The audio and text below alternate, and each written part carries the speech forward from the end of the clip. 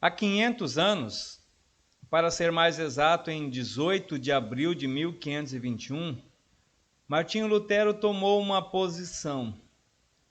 A pedido do imperador, Lutero tinha vindo à Dieta de Worms para estar diante do politicamente poderoso Sacro Império Romano Germânico. Embora Lutero tenha enfrentado a probabilidade de que o imperador o condenasse ou o mandasse para a morte, Lutero não se recusou a tomar a sua decisão. Decisão da parte dele segura, mas nem tão segura, vindo da parte do Sacro Império.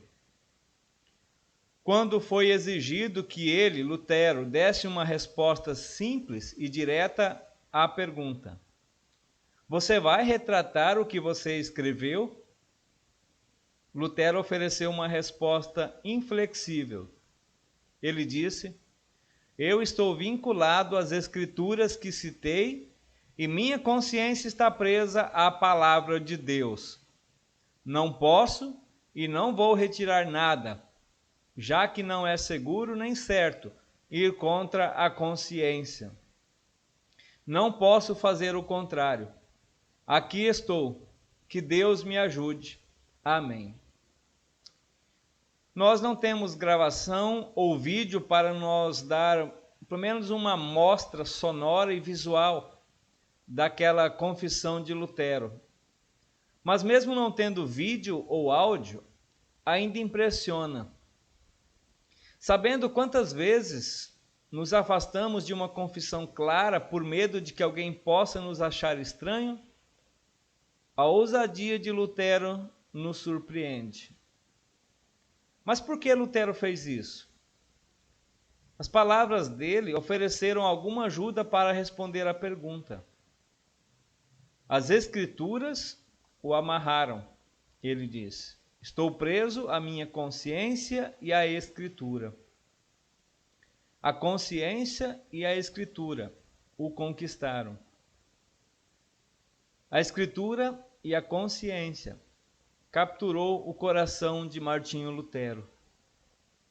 A palavra de Deus tinha tomado sua consciência em cativeiro, para que ele pudesse confessar o que a Bíblia de fato ensinava, o que a Bíblia ensinou. Uma história da graça de Deus.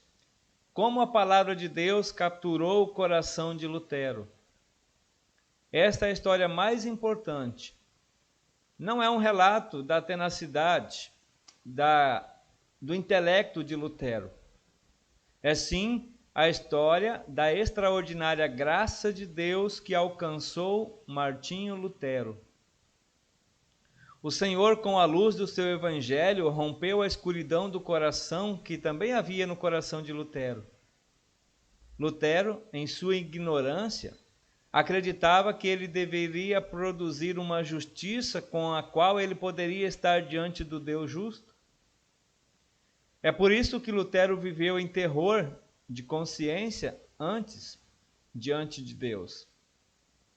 Lutero sabia que não tinha e que não podia satisfazer as exigências de Deus com a sua obediência. Enquanto Lutero estudava o versículo, no Evangelho a justiça de Deus é revelada, ou o justo é salvo pela fé. Lá em Romanos capítulo 1, versículo 17. Ele, Martinho Lutero, como professor, se viu frustrado. Ele achou injusto que o Evangelho, que por definição é para ser uma boa notícia, falaria sobre justiça de Deus. Ele entendeu que a justiça de Deus é a justiça que Deus exige dos pecadores. Algo que os humanos não podem produzir. Não importa o quanto tentem. Mas então, o Espírito Santo graciosamente levou Lutero a acreditar que a justiça de Cristo não era uma exigência, mas um dom, um presente, uma dádiva. A justiça perfeita de Cristo era a dele, de Cristo. E nós a recebemos através da fé. Lutero encantou-se com a obra do Pai em enviar o Filho, Cristo Jesus. Lutero fica encantado com a obra do Pai, do Filho, Jesus, como também do Espírito Santo. Quando o Senhor Deus finalmente rompeu, mostrou para ele o que é de fato a justiça e o que é salvação, o próprio Martinho Lutero sentiu que havia entrado no paraíso através dos portões abertos. As portas do céu, ou os portões do céu, se abriram para Martinho Lutero. O evangelho da justiça através da fé capturou o coração dele. Embora ele tivesse que lutar com uma consciência que o acusava ao longo da sua vida, Lutero ele pôde encontrar paz na mensagem da justiça através da fé em Cristo. Tornou-se a força motriz da sua vida a salvação pela fé na justiça de Cristo. E Martinho Lutero queria mais do que tudo confessar claramente a justiça de Cristo em toda a sua pregação, em todo o seu ensino e em toda a sua escrita. Estimados, a nossa história também é a história de Lutero. Assim, a história dele é dramática. Pode ser a nossa também. Lutero ele foi nascido de pai e mãe pecaminosos, assim como eu e você. Lutero entrou nesse mundo pensando que poderia fazer obras diante de Deus. Muitas vezes caímos nesse pensamento de querer agradar a Deus com as nossas obras, com a nossa responsabilidade. Antes, Lutero ele era um ignorante, não conhecia o único caminho, que é Cristo Jesus. Assim como nós também éramos ignorantes em não conhecer esse único caminho que é Cristo. Mas Deus nos dá esse conhecimento e esse Cristo através da obra do Espírito Santo, que nos coloca fé em nossos corações. Podemos ver Jesus como o único e suficiente caminho para a vida eterna. O Senhor Deus graciosamente rompeu a escuridão do pecado a Lutero e também a mim, também a você. Através do Evangelho ligado à água do batismo, o Senhor Jesus ele aplicou a Lutero, a mim e a você, o que Jesus fez por todos nós. A morte de Jesus é a minha morte, é a sua morte, é a nossa morte. A vida dele é a minha vida, é a sua vida, é a nossa vida. A justiça de Cristo, ela também é minha, ela também é sua. O Espírito Santo nos dá essa justiça, esse mérito, e nos coloca diante de Deus, no mérito de Cristo. Deus perdoou todos os meus e os seus pecados em Cristo. Também perdoou Lutero na obra de Cristo. E através dessa mensagem, o Espírito Santo, ele também criou e mantém a fé em nossos corações, para que eu e você acreditasse naquilo que Cristo fez por mim e por todos nós. Deus, ele entregou o seu Filho inocente no lugar dos criminosos, dos pecadores, dos corruptos, que somos nós.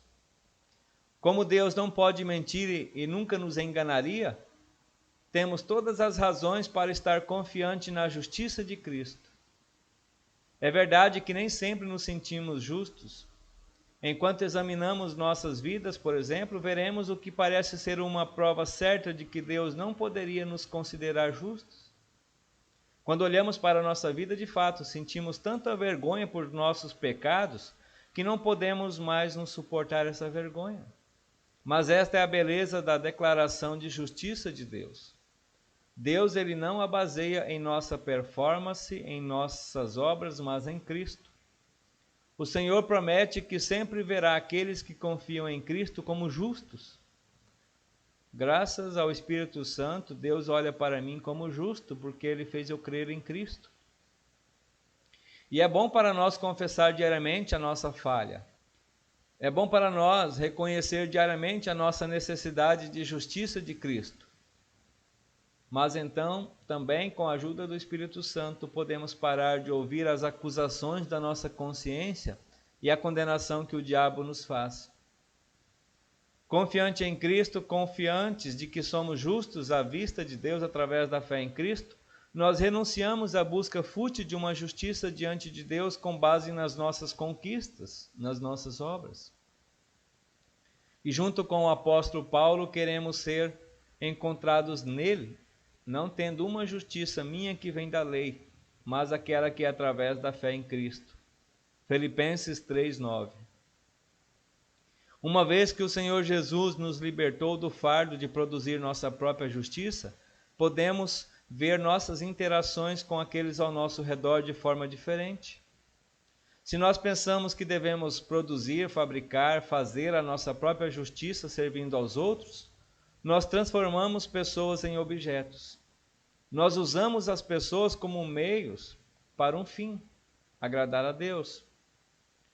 Se nós servimos alguém, ajudamos alguém para ganharmos créditos com Deus, estamos realmente servindo a nós mesmos. Uma vez que Deus já declarou justos através da fé em Cristo, e não podemos melhorar nosso status diante de Deus pelo que fazemos, nós somos livres para servir os outros sem interesse próprio. Podemos apreciar, aproveitar, usufruir o privilégio que o Senhor Deus nos deu, ser instrumento pelos quais Ele abençoa os outros. A confiança em Cristo nos dá força para enfrentar a morte. À medida que sentimos que nosso fim se aproxima, a nossa consciência nos condenará e o diabo nos acusará. Seremos tentados a nós nos concentrar em nossa justiça própria em vez da justiça de Cristo. Por essa razão nós oramos, rezamos, pedimos para que o Senhor nos conceda um fim bem-aventurado, um fim abençoado, e nos leve deste mundo de tristeza, deste vale de lágrima, para junto de si no céu. Explicação de Lutero na 7ª petição da oração do Pai Nosso. Pedimos que o Senhor Deus nos ajude a fechar os ouvidos para todas as outras vozes e ouvir apenas a sua promessa de que a justiça que conta diante de Deus é nossa através da fé em Cristo. No último dia, nosso Salvador, ressuscitado, levantará nossos corpos dos mortos, do cemitério, das sepulturas, de onde estivermos, e Jesus nos glorificará, tornando-os como seu corpo glorioso. Seremos então justos, não só em status, mas também em conduta. Servimos perfeitamente ao Senhor, junto daqueles que Ele nos deu.